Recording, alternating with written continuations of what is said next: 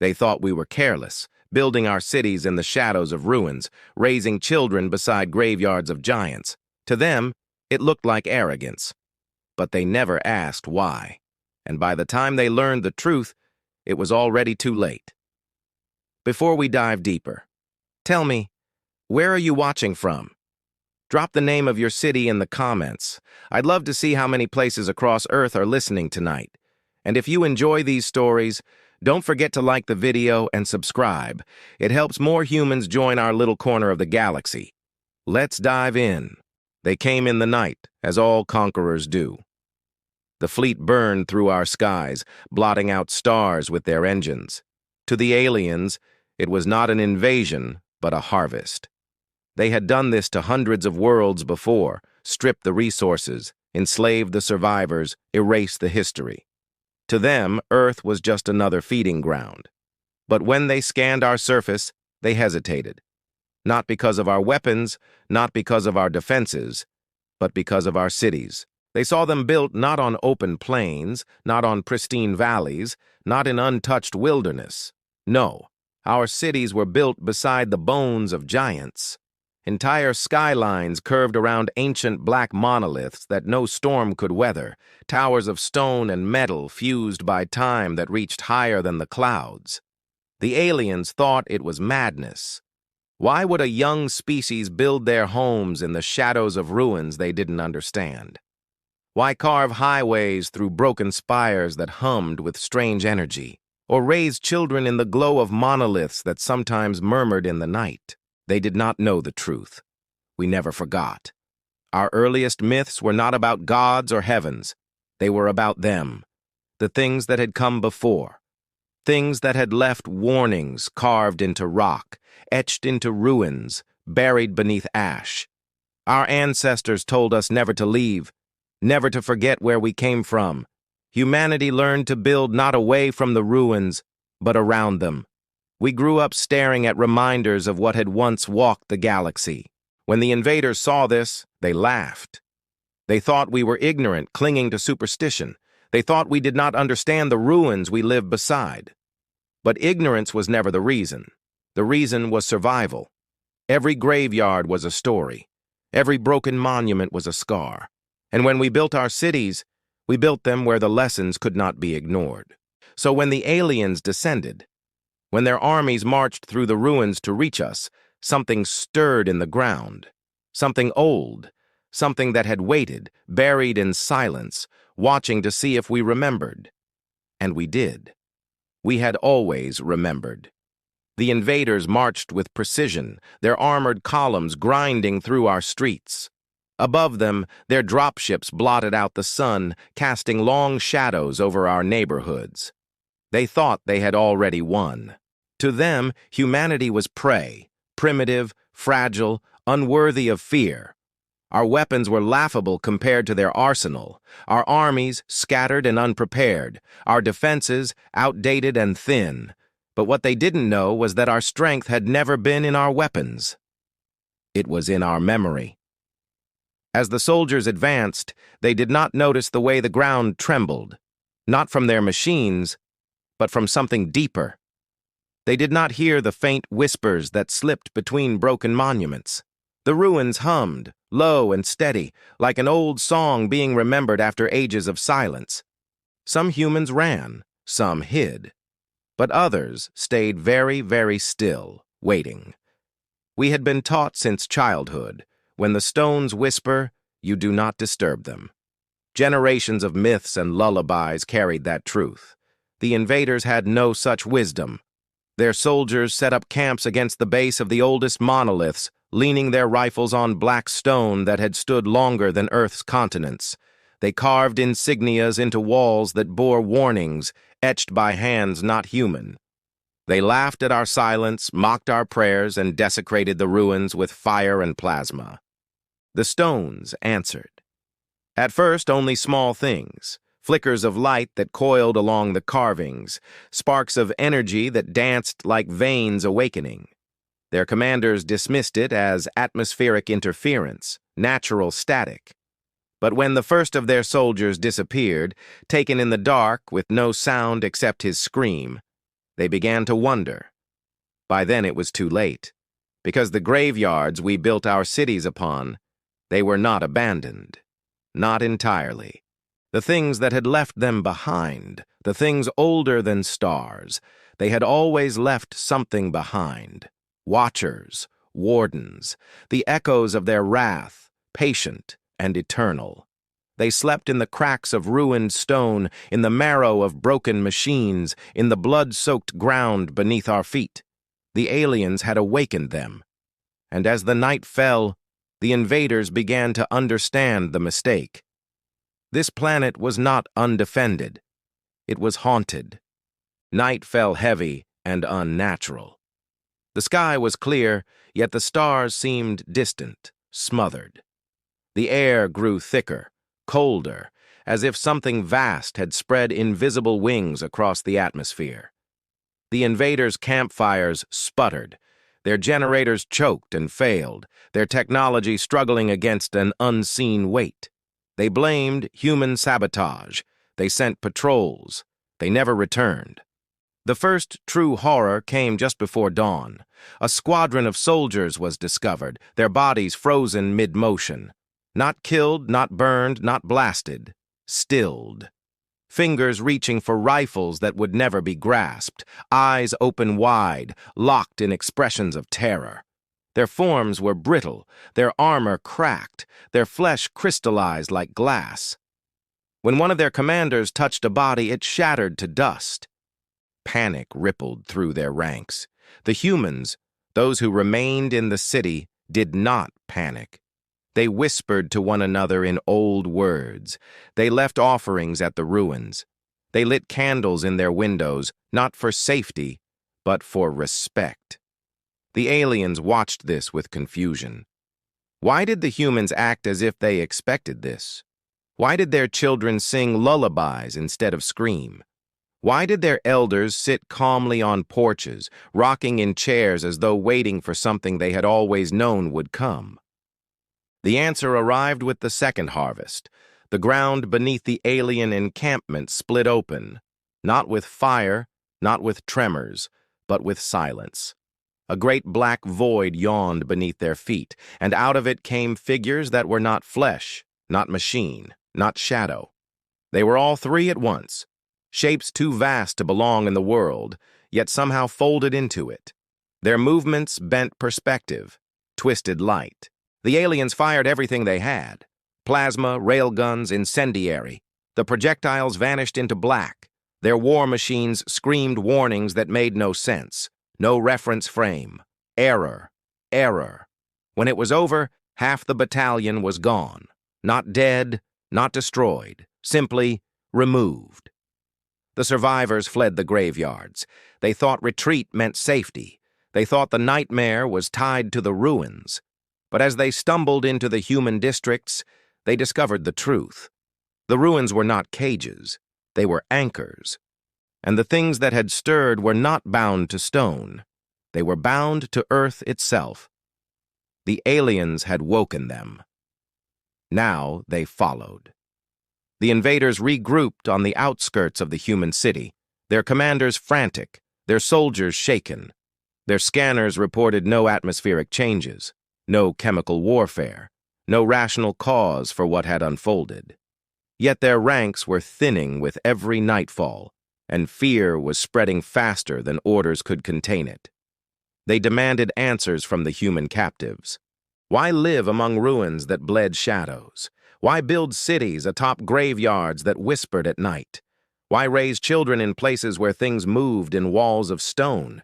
The captives only laughed, low, tired laughs that carried both pity and warning. "Where else would we go?" one old man said, bound in alien cuffs. "This is home. These are our watchers. You don't leave the ones who keep the wolves away." The aliens dismissed his words as madness, yet the more they observed the humans, the more the unease grew. Children played hopscotch over ancient carvings that glowed faintly at dusk. Mothers left bowls of milk on crumbling doorsteps, and the bowls were always empty by morning. Families sat down to dinner as shadows pooled unnaturally in the corners of their homes, and yet no one screamed. They simply carried on as if dining with unseen guests. It wasn't ignorance, it was coexistence. And when the aliens pressed harder, when they dragged frightened civilians into interrogation tents and demanded the truth, they got something worse than silence. They got stories. Stories of the first waking, when explorers had unearthed the bones of a city not human, not alien, but something older. Stories of the silent pact, when humanity learned not to fight the things that stirred in the dark, but to live beside them.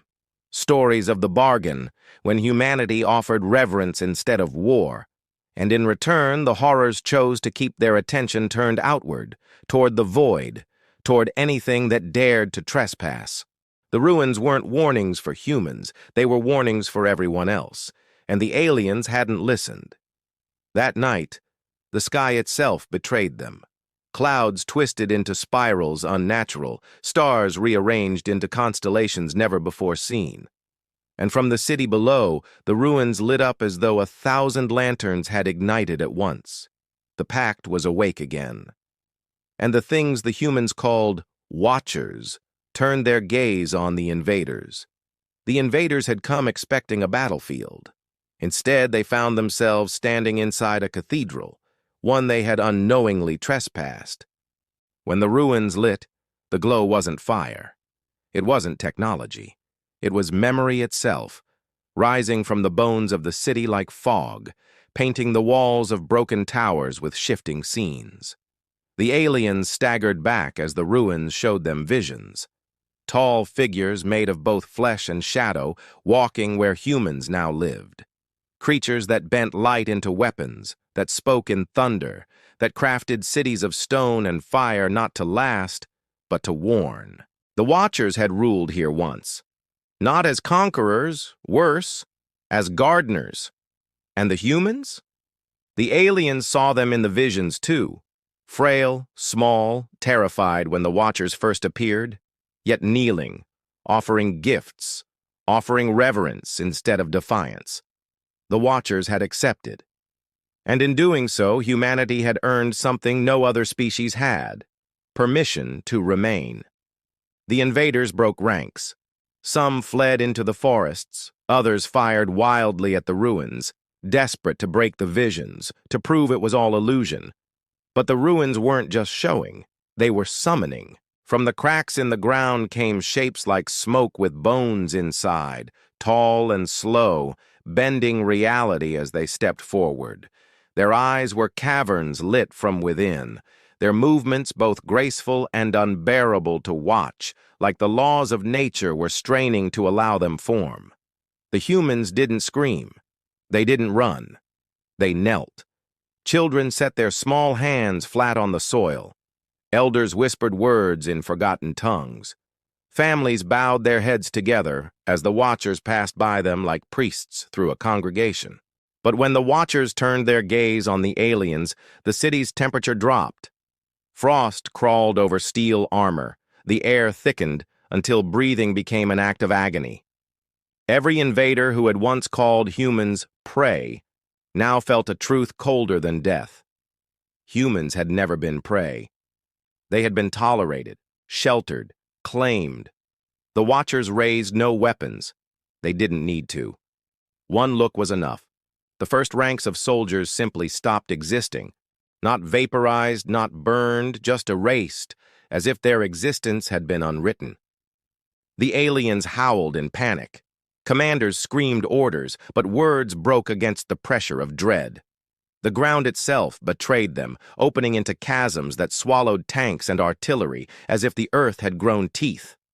And above it all, the humans stayed where they were, calm, quiet, reverent, because they knew, because this was the cost of the pact. The Watchers defended their chosen. The survivors of the alien landing force scrambled through ruins, tripping over each other in terror. The battle had already ended, though not with victory or defeat. It had ended with erasure, entire divisions gone, not killed, but removed. Their commanders tried to make sense of it, speaking into comms that returned only silence. The orbital fleet, once so confident, hovered in low atmosphere, watching through sensors but refusing to descend. Even war-hardened admirals hesitated to touch a world where the air itself punished arrogance. But humanity? Humanity carried on. Children played in the shadow of towers older than their own bloodlines. Families returned to their homes with the serenity of people who knew they were safe, not because of weapons, but because the ruins had already judged the outcome. The aliens saw it clearly now. The humans hadn't built their cities on ruins. They had built them inside shrines. Every broken spire was not a scar, but a promise. Every ruin a doorway. Every cracked monument a covenant written in stone and silence. We remember. We kneel. We are watched. The invaders began to whisper among themselves, some swearing they could hear voices in their minds. Not human voices, other voices. The kind that made language itself shiver. They spoke not in threats, but in commandments older than stars. Leave what is marked. Leave who is chosen.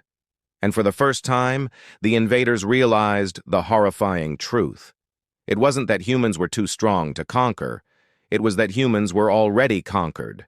Not enslaved, not broken, adopted. Like children under the wing of something far more ancient than war. A general tried to rally his forces, demanding orbital strikes, demanding extermination. But his order never reached the fleet. His voice simply cut off mid-command. When soldiers turned to look, he was gone. Uniform, weapon, body, and all. No scream, no blood, just absence. The army shattered. Some dropped their weapons and fled into the forests, hoping the trees themselves would shield them. Others begged the humans for shelter, dropping to their knees beside the very species they had come to enslave. And the humans accepted it. They opened their doors. They gave bread. They gave water. They gave mercy, because they could afford it. The Watchers were not merciful. But humanity could be, and that, perhaps, was worse. The alien fleet finally broke orbit, abandoning the world entirely. The silence of retreat hung heavy, but the humans knew what would come next. Word would spread. The galaxy would learn. The graveyard worlds were not undefended. They were not relics. They were warnings, still alive. And every human city, every town and village had been built as a prayer. We remember. We serve. Do not test us. For the galaxy, it was the first whisper of dread. For humanity, it was only life as usual. The alien fleet limped home, carrying not victory, but silence. No war songs, no boasting, just the hollow look of soldiers who had seen the impossible and survived it only by retreat. But the retreat did not end on the battlefield. It followed them into the very halls of empire. The Galactic Council convened within the core worlds, their chamber a cathedral of light and steel. Representatives of dozens of species gathered, voices overlapping in anxious tones. Reports of the failed invasion had already spread, carried not by official channels but by frightened whispers. The word used was always the same, no matter the tongue: graveyards. The ambassador of the Yirok, a species of crystalline intellect, struck the council floor with his staff. They live in places no race should dwell. Their cities are not settlements. They are offerings. No people chooses ruins unless those ruins answer back. The reptilian Draxar hissed in disagreement. Superstition, nothing more. Humans weave myths around old stone. They frightened themselves, and now they frighten us. We are letting ghosts rule policy. But another ambassador interrupted, trembling with memory. She was not a politician, but a survivor of the invasion, sent as a witness. Her skin still bore the marks of her armor. Her voice cracked from screaming orders that no one obeyed. They weren't ghosts, she whispered. They were editors. The chamber fell into silence. She went on, eyes wide and unblinking. The battlefield didn't consume us. It corrected us. As if reality itself chose which of us belonged and which did not. Our general didn't die. He didn't lose. He simply ceased. Some ambassadors laughed nervously, others recoiled. But none could deny the recorders. The evidence had followed her. Battle footage where soldiers simply vanished, their shapes blinking out of existence with no weapons trace, no rational cause. The council tried to debate strategy, containment, diplomacy, possible extermination. But every suggestion collapsed under the same unspoken truth. You cannot fight what already owns the ground beneath your feet. One elder of the council finally voiced the thought that had been circling unspoken in every mind. Perhaps humanity is not to be destroyed. Perhaps they are chosen. The word cut deep. Chosen. Not conquerors, not victims, chosen. The implication was worse than any military loss, because if humans were chosen, then by whom, and for what purpose? The chamber echoed with unease. Some began to see humanity not as a threat, but as a marker. If humans had been adopted by the ruins, then those ruins were no longer relics. They were alive, and they had selected their stewards. The survivors of the failed invasion already whispered another word in their barracks, a word that spread faster than any command. Pact. The humans had made a pact with the dead, with the things that built the graveyards.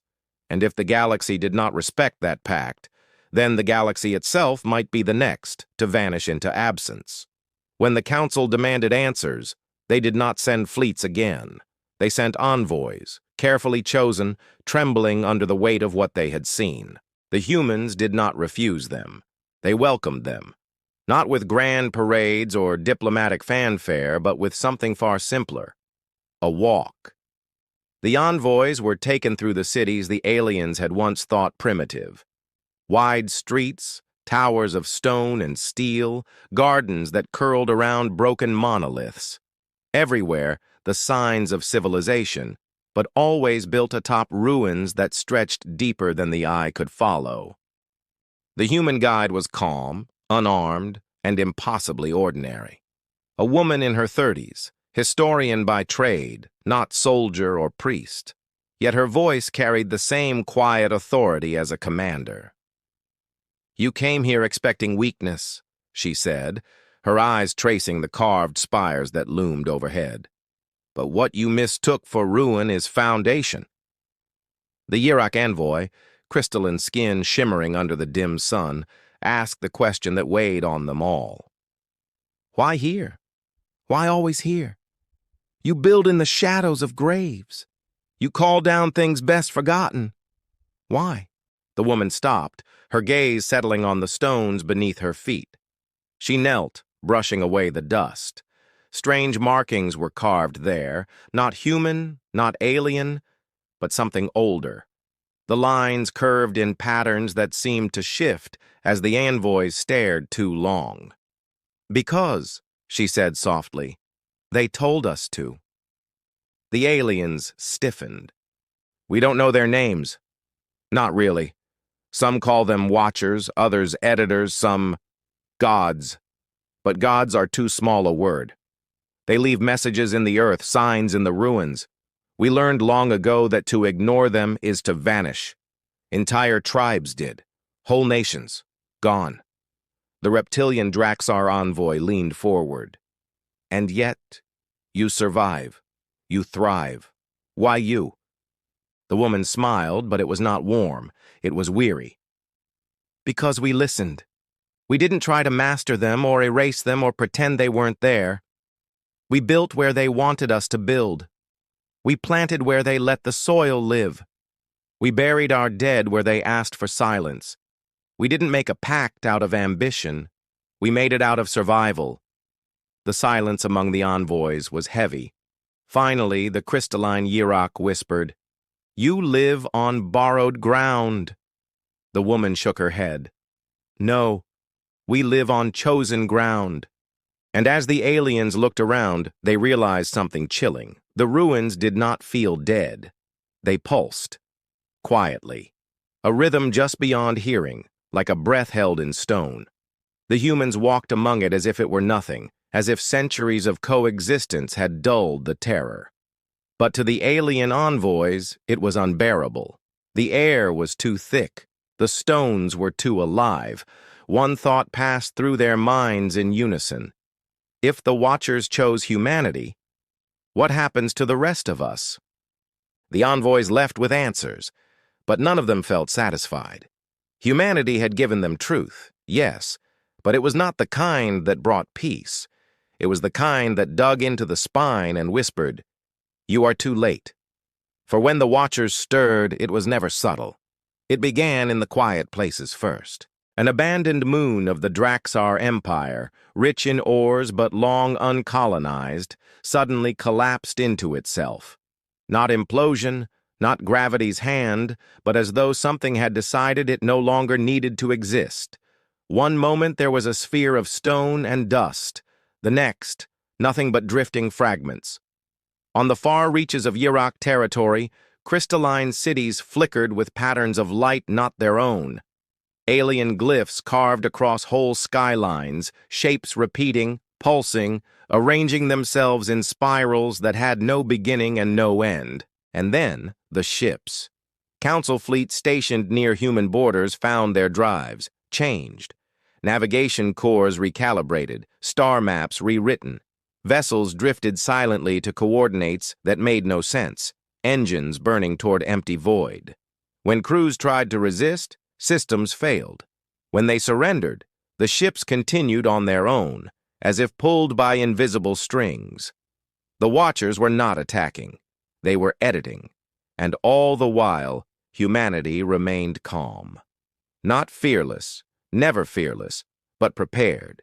In the cities, the people gathered food, water, and supplies, not in panic, but in rhythm, as though repeating a dance they had known for generations. Children whispered prayers into the cracks of the old stones.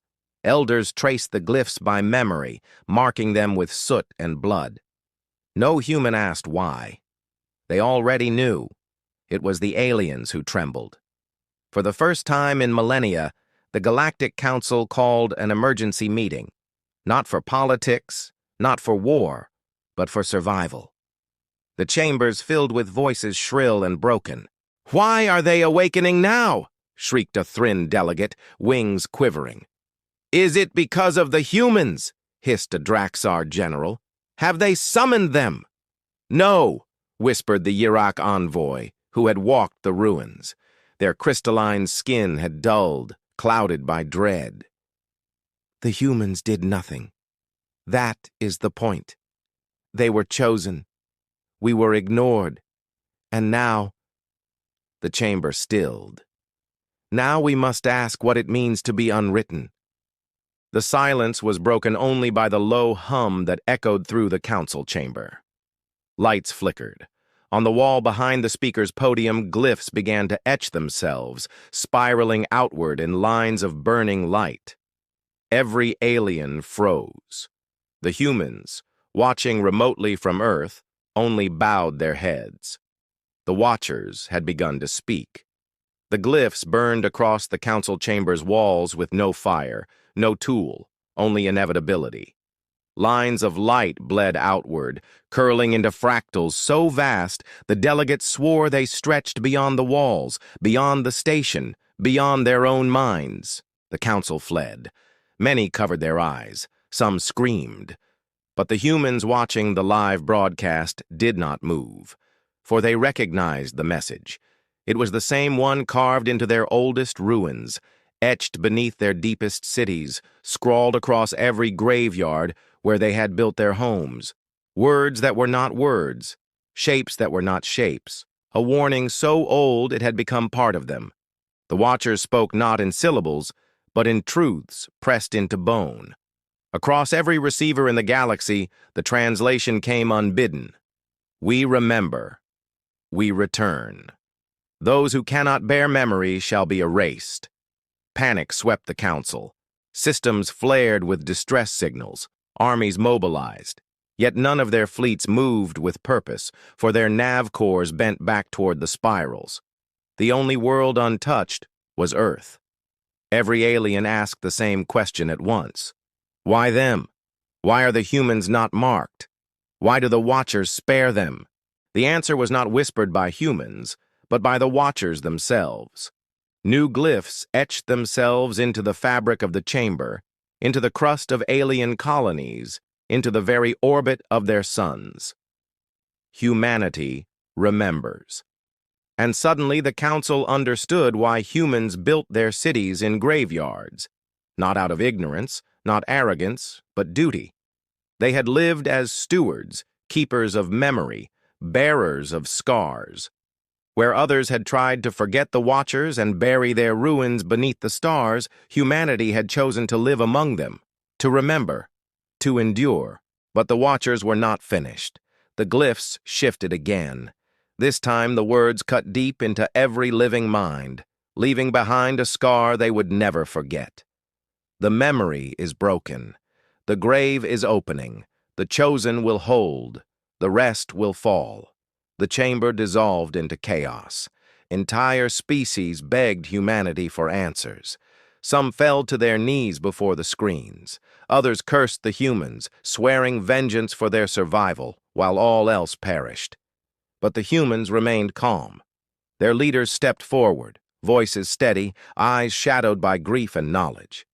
They spoke not to the council, but to the galaxy itself. "This is not the first time the Watchers have risen," the human envoy said, "and it will not be the last. We do not escape their judgment. We endure it. That is the difference." And then, in a voice like iron, "You all thought our graveyards were ruins, but they were never graves. They were locks, and now someone has opened them." It began with silence. Entire colonies ceased broadcasting, not destroyed, not burned, rewritten. Fleets turned back toward their homeworlds, only to find continents twisted into spirals, oceans boiling upward into towers of impossible geometry. The Watchers were not merely invading, they were restoring what had once been theirs. Every alien screamed the same word: "Why?" The answer revealed itself in whispers carried across the stars, records unburied, forgotten transmissions, a pattern that even the humans had not anticipated. It was not humanity who had broken the locks. It was the Veyari. The Veyari were not ancient nor powerful. They were scholars, archivists, preservers of galactic lore. The Council had always trusted them with records too dangerous to leave unguarded. They had seen the glyphs before, in fragments pulled from broken ruins. But where humans lived in remembrance, the Veyari sought completion. They wanted to finish the song of the Watchers. In their hubris, they stitched together a sequence of symbols, unaware that it was not history but a key. When broadcast into deep void, it reached the Watcher's grave. And the grave answered. The humans had warned them. They had said, "Some things must be remembered without being understood." But the Veyari had laughed. What was the point of memory without comprehension? Now, their worlds paid the price. The first species to fall were the Veyari themselves. From the outer edges of their empire inward, their stars flickered. Planets warped into fractal shrines. Cities inverted into cathedrals of bone and glass. Screams carried across the ether as their language itself began to dissolve. Words replaced mid-sentence by Watcher script, as though their very throats betrayed them. The galaxy trembled. If the Watchers could rewrite the Veyari, what stopped them from rewriting everyone? Only humans stood unmarked, and so the desperate flocked to Earth. Refugee ships filled human orbit, demanding sanctuary, demanding to know why only humanity remained untouched. Some begged, some threatened, some declared war unless the humans shared their secret shield. But humanity had no shield to share. They answered with the same words they had always spoken. "We remember. That is all." The Council refused to believe it. Entire species accused humanity of conspiring with the Watchers, of holding some forbidden technology. But then the Watchers themselves answered, by etching their decree in the skies above every world. "Those who forget shall be undone. Those who remember shall bear the burden." It was not protection. It was punishment. Humanity had been chosen not because they were favored, but because they were cursed with the duty of memory. The grave was opening wider, and the galaxy was running out of time. The Watchers did not sweep across the galaxy as conquerors. They came like a plague of silence, sliding into systems, dissolving the past, and rewriting the present. Where they passed, stars burned differently. Worlds no longer matched their own gravity. Whole civilizations awoke to find themselves speaking in tongues they did not know, worshipping names they had never heard. It was not extermination, it was correction. Only humanity resisted, not by weapons, but by endurance. The Watchers pressed their weight upon Earth, testing it. Cities flickered, monuments shifted. Graves howled open and closed in the night. Yet humanity held. They did not scream. They did not curse. They whispered the names of the dead, as they had always done, and the pressure passed through them without shattering. Aliens who had fled to Earth broke beneath it. They clawed at their eyes, unable to endure the flood of memories pouring into them. To humans, the nightmares were familiar. To others, they were madness. It became clear. The Watchers were not killing. They were measuring. Every civilization was weighed in memory. Could they carry the burden of what had been before? Could they acknowledge that their stars were not first, that their gods were not theirs, that their history was just a layer upon older bones? One by one, species failed. The Raylan drowned in the names of every soldier they had ever forgotten. The Ozic clawed their own archives apart, begging to unlearn. The Vayari, who had unlocked the grave, were twisted into conduits, voices forever repeating the forbidden key. And humanity? They bore it, not because they were strong, but because they had always carried weight. Their history was blood and ash, every city a graveyard, every progress built on mourning. For the first time, the aliens saw the truth. Humans had never chosen to build on ruins. They had no choice. Earth was a palimpsest of civilizations, each riding over the last, each leaving scars. Humans grew in those scars. They were shaped by them. And now that endurance was what kept them standing when the galaxy fell. But endurance was not victory. For in the depths of the Watcher's song, humanity began to hear something new.